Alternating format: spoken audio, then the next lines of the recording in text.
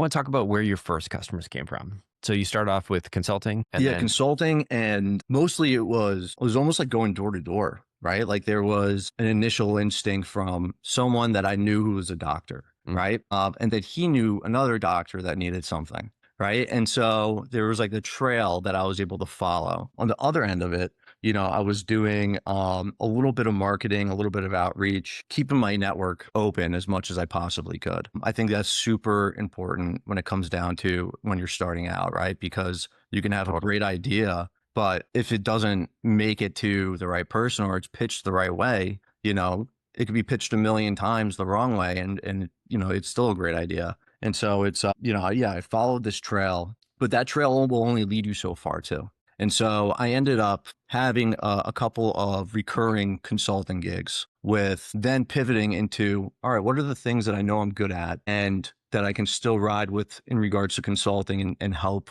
in regards to artificial intelligence. And that was public safety. And so my background at Axon, I worked for a product called evidence.com, which was, the biggest SaaS provider for all the evidence that comes in through body cameras. And so I was calling the local police departments that I knew and literally going, hey guys, I'm not at Axon anymore, but I have some ideas for you.